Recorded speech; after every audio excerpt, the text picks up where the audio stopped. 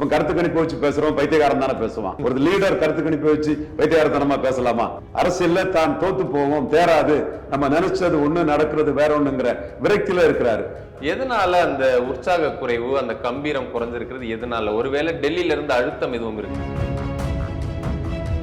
இது ஹாலிடேஸ் இருந்ததுன்னா 500 கோடி அடிச்சிரும் நீங்க நினைச்சீங்க. அதுக்கு வேற ஹைப் ஏத்துறதுக்கு கடைசி படம் ஒரு ஹைப் ஏத்துறீங்க.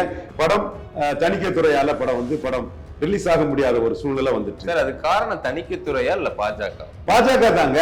நீங்க சொல்றீங்க இப்படி, வெளியில மத்தவங்க சொல்றாங்க, ஆனா விஜய் அதை சொல்லலையே.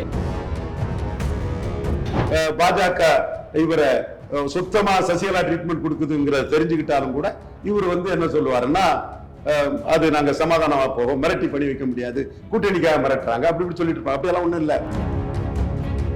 என் நாட்டின் ஒவ்வொரு பிரஜையின் மானத்தை, இந்தியனின் மானத்தை சோனியா காந்தி கிட்ட நாடு 3வது போகாம காப்பாத்துனது மோடி. அப்படிப்பட்ட ஒரு தேசபக்தன் உனக்கு கொள்கையை தெரியும், விட்டுருவோமா?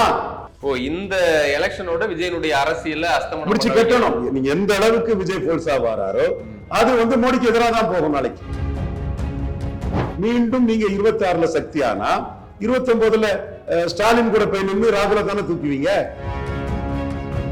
நம்ம கூட யாரும் கூட்டணி இல்ல அப்படின்ற இடத்துக்கு விஜய் வந்துட்டாருன்றதை எடுத்துக்கலாமா?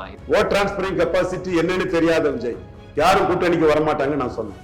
அதானே நடக்குது. ஆதவர்ஜுனா அதானப்பா நடக்குது. ஜானாரிகசாமி அதானே நடக்குது. இன்னைக்கு டாக்டர் ராமதாஸ் வர்றதுக்கு வாய்ப்பு இருக்கு.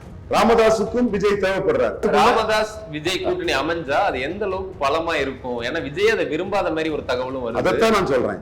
ராமதாஸ் இல்லைன்னா களத்துக்குள்ள நீங்க அடிபட்டு பிஞ்சு போறதுக்கும் வாய்ப்பு உண்டு.